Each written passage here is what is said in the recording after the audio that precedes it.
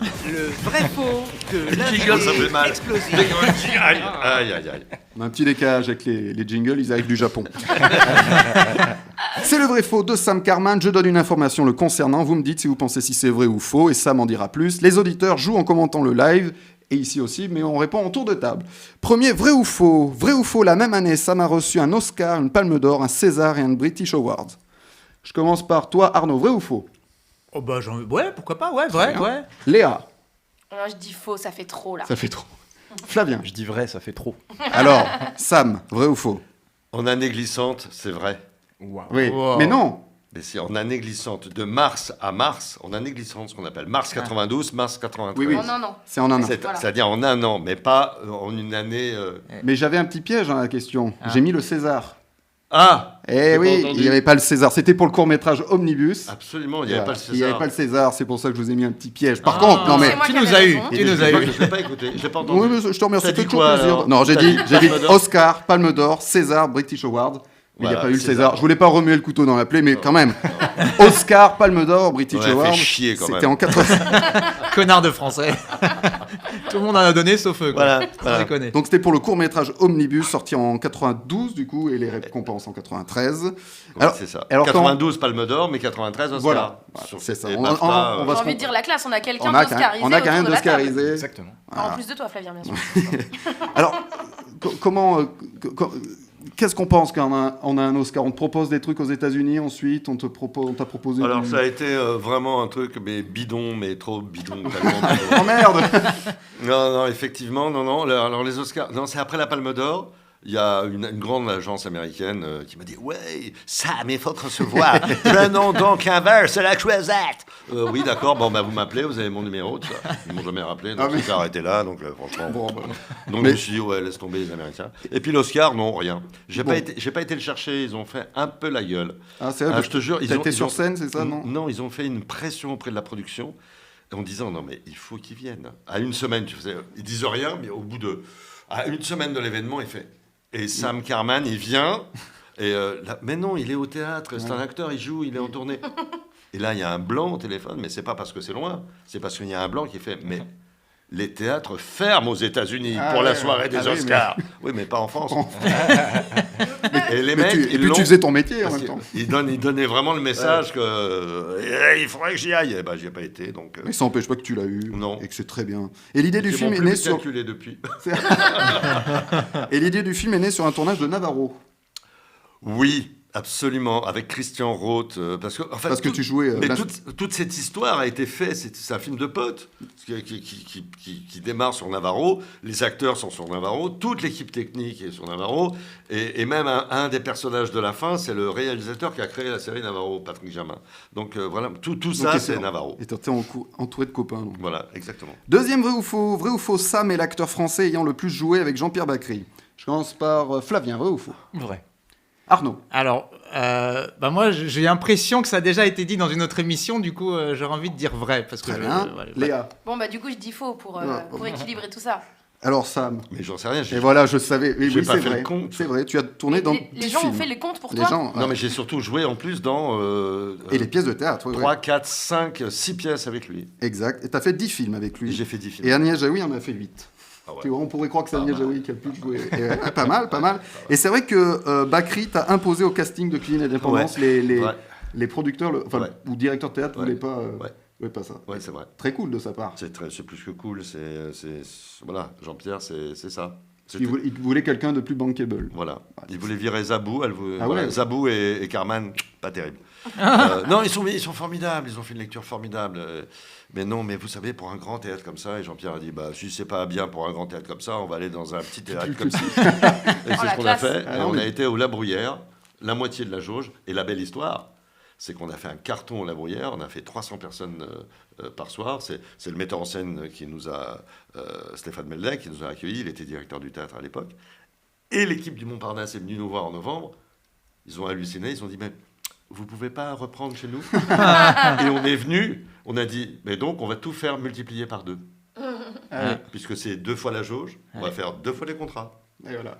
Et ça s'est fait. Ah bah, trop bien. Et on a fini au Montparnasse. Eh ben, j'ai un petit extrait de Cuisine et Dépendance, le film.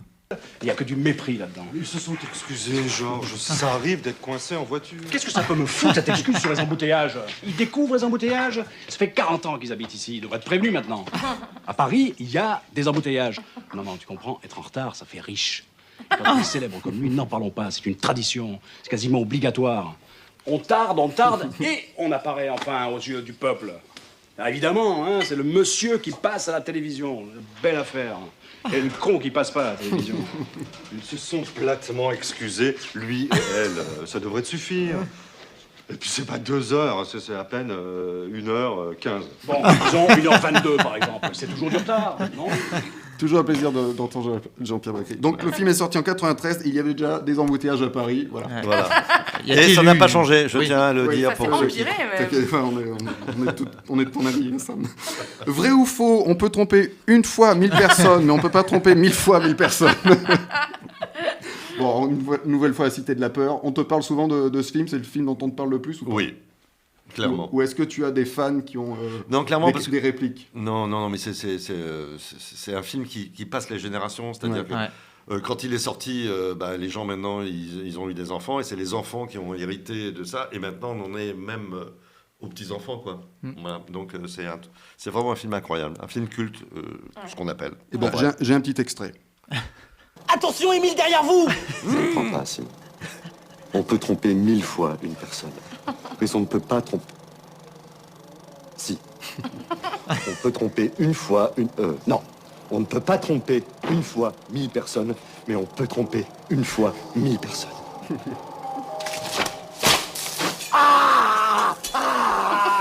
Mange ça, pourriture communiste! Et alors, est-ce qu'au moment du tournage ou à la lecture, Non, tu sens que ça va être On sait culte pas ou que 25 ans plus tard, Ça ça va être culte. Non, mais vraiment, quoi. On se dit, mais c'est quoi ces grosses conneries? Alors, On se marre à le faire. Et puis oui, j'ai Arnaud. une question. Est-ce que l'expression existait vraiment ou c'est vraiment une pure connerie inventée et qu'on De quoi? La réplique, la réplique. Ah, mais c'est à mort écrit. D'accord. Mais tout est écrit dans La Cité de la Peur, Oui. je vous assure. Le scénario que j'ai reçu, je me vois, alors là, je m'en souviens très bien chez moi, en train de lire et me prendre des barres. Mais franchement, en me disant, mais là, le côté n'entrez pas, c'est une boucherie, hop, séquence 75, intérieur boucherie. Intérieur boucherie.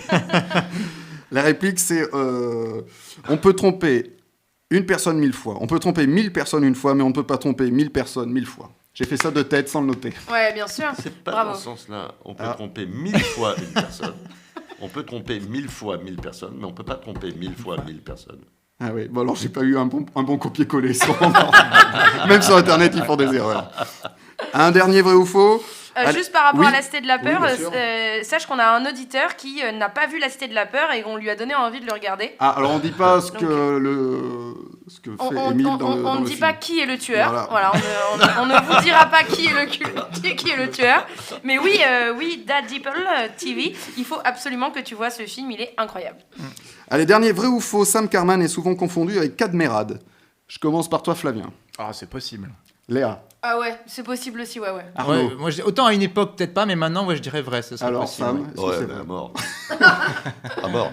Mais alors... Pareil qu'on t'a reçu comme un roi en Corse. Parce oui, qu'on t'a alors fait ça, pour c'est cette- ce qu'il raconte. Ah, c'est Cadmerade qui raconte. Ça, c'est la version de Cadmerade. Je vais vous raconter Alors la vas-y, vraie la version. tienne. C'est ton droit de réponse. Alors d'abord, il faut savoir que avant qu'il fâche les ch'tis, parce que quand même j'ai mon orgueil, on lui disait tu ressembles vachement à Sam Carman.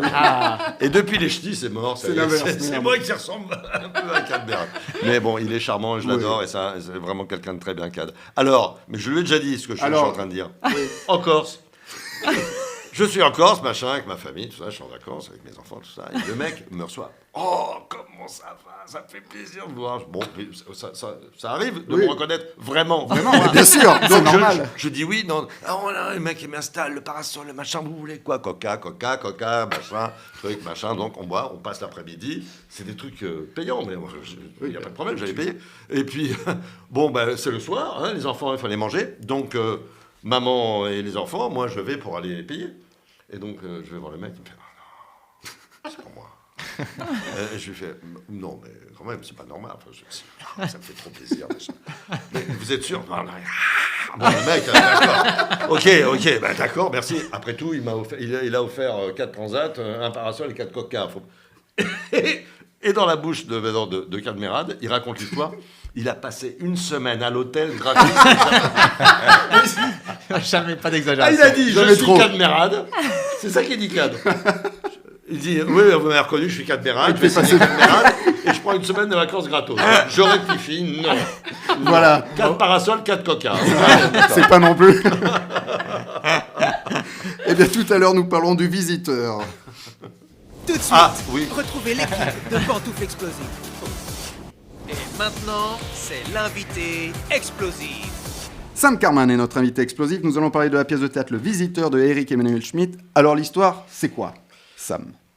C'est drôle, on parlait de... on est à une époque où tout le monde veut croire, et la croyance vaut la vérité.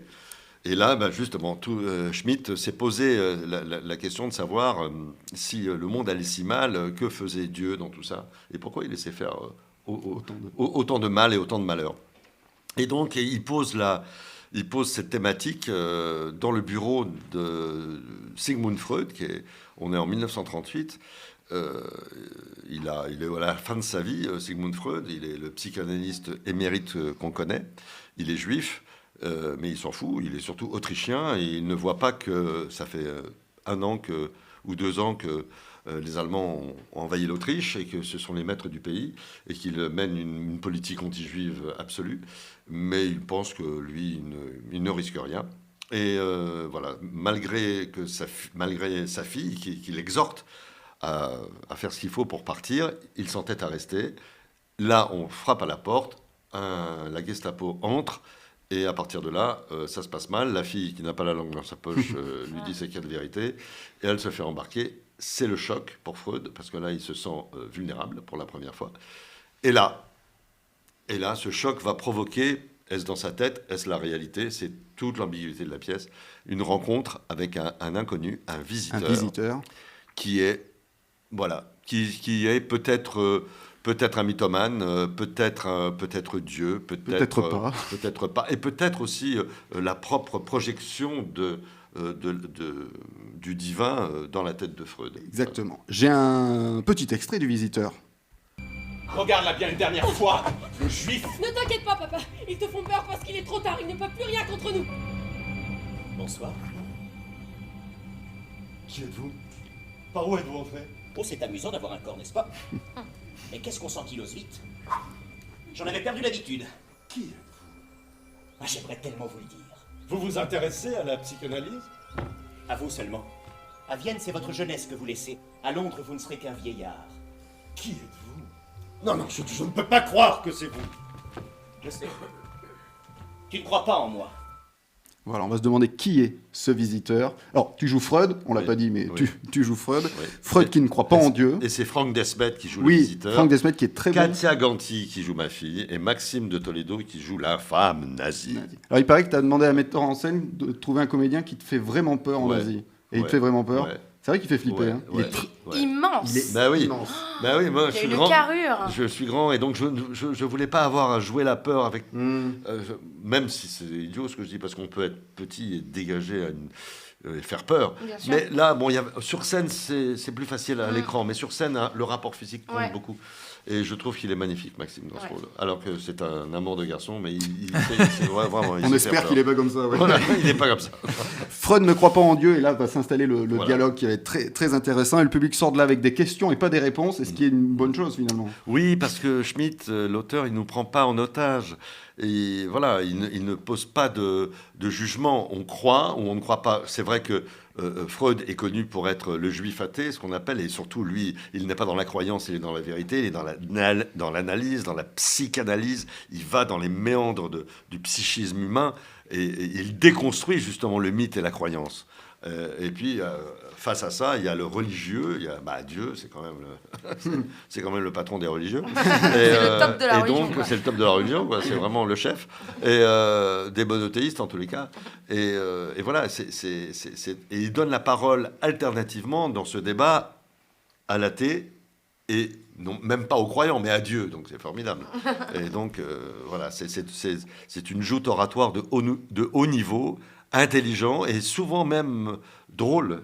Je veux dire, voilà, il faut pas, c'est pas une pièce prise de tête du tout, mais c'est pas à moi de le dire. Hein, Non, mais d'ailleurs, ça dure 1h30, ça passe très vite. Léa a vu la pièce, un Oui. petit mot quand même. Oui, j'ai vu la pièce. Alors, j'ai adoré. Alors, j'aime beaucoup Eric Emmanuel Schmitt en général, mais j'avais jamais vu cette pièce. J'ai trouvé ça extrêmement bien écrit. Effectivement, c'est des joutes verbales incessantes entre effectivement Dieu ou un visiteur. En tout cas, le visiteur, on ne sait pas exactement qui est-ce. Si même peut-être il est dans la tête de Freud, c'est possible aussi. Je pense qu'il y a différentes lectures à la pièce. Et je pense que les gens qui en ressortent avec leur propre lecture, ça en dit beaucoup sur les spectateurs. Ça en dit beaucoup sur soi, je trouve. Ouais. J'ai trouvé ça excellent. Effectivement, on ne voit pas du tout le temps passer. Ouais. Effectivement, il y a beaucoup d'humour. C'est très drôle. C'est incisif. Et la mise en scène est sublime.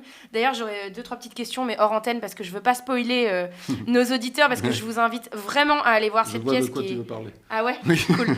qui est vraiment incroyable. Enfin, tout est top, le décor est top, les comédiens sont incroyables. On en parlait justement tout à l'heure, Maxime de Toledo est impressionnant. Et j'ai beaucoup apprécié qu'il enlève son brassard nazi pour le salut à la fin. J'ai trouvé ça très délicat, parce que moi, je le disais à Thibaut avant qu'on aille voir la pièce, c'était ce qui me rebutait un peu, c'était de voir un nazi sur scène. C'est quelque chose qui me touchait vachement et je ne savais pas comment j'allais le vivre. Et j'ai trouvé ça génial que pour les saluts, il enlève son brassard. C'est tout petit, si ça se trouve, les gens ne le remarquent pas, à part moi, mais c'est top. Voilà, celle qui joue ta fille est vraiment top aussi. Elle a une gouaille et une vraie violence physique, alors qu'elle est toute petite, surtout à côté de Maxime de Toledo, qui est immense. Et j'ai trouvé le rapport justement entre elle et lui incroyable en termes de taille. Et voilà, super pièce, les musiques sont très très très très belles. Et je pense que je vais retourner la voir avant que ça se termine. Et Franck Demet a été moliérisé en 2018. Oui. Celui qui joue Dieu ou pas. Oui, c'est ça. C'était pour le spectacle Adieu Monsieur Hoffman. Ah oui, beau spectacle. Comédien dans un second rôle. Ouais, la scéno est très bien aussi. Ah ouais, non, c'est vraiment une très belle pièce. Une tournée de prévue pour les auditeurs qui nous écoutent. Oui, il y a une grande tournée qui est prévue à partir de septembre prochain et jusqu'en 2023.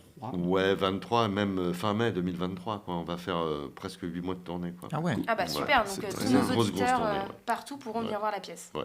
En tout cas, c'est conseillé par Pantoufle Explosif. Ah oui. Le label Pantoufle Explosif. Vous pouvez le mettre sur l'affiche. Bon, ça va peut-être un peu dégueuler. Je peux dire juste une petite anecdote. Ça se passait hier soir. J'avais un ami qui est venu. Il est venu lui-même accompagné. Et il m'a dit, mais c'est formidable, parce que là, je parlais avec cet ami qui est complètement athée, et ça l'a vraiment bouleversé. Et je lui dis, et toi ? Il me dit, moi je suis croyant. Et ça t'a... Ah non, moi ça m'a pas remis en question.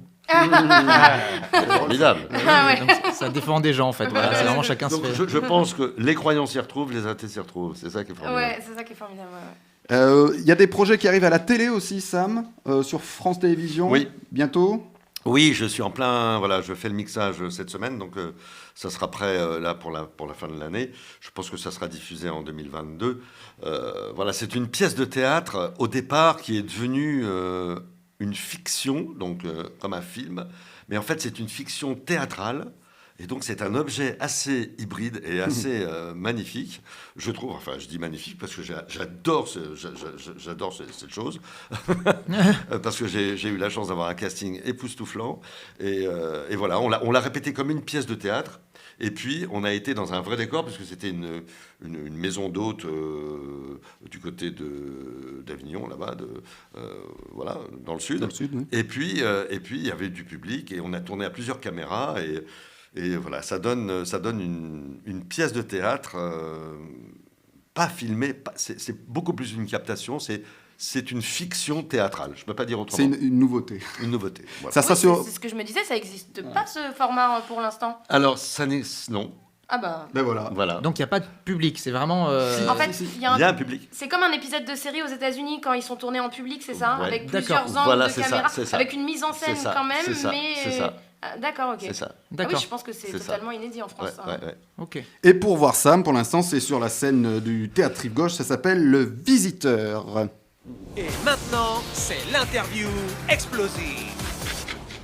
Alors Sam, comme le visiteur parle de Dieu, je vais te faire une interview Dieu. Tu réponds très vite, tu ne réfléchis pas. D'accord. Plutôt les... c'est mon genre. Plutôt les 7 plaies d'Égypte ou les 10 commandements? Les 7 plaies d'Égypte. Plutôt athée citron ou athée à la menthe? Oui, il y a des jeux de mots aussi. Athée citron. Très bien. Plutôt Dieudonné ou Elise Moon? Ah, Elise Moon. Je me sentais que t'allais dire ça. Et enfin, plutôt vision ou visiteur? Visiteur. Bien sûr. Retrouvez Sam Carman sur la scène du théâtre Rive Gauche dans Le Visiteur d'Éric Emmanuel Schmitt avec Franck Demet, Katia Ganti, Maxime de Toledo et Sam Carman, mise en scène Johanna Boyer.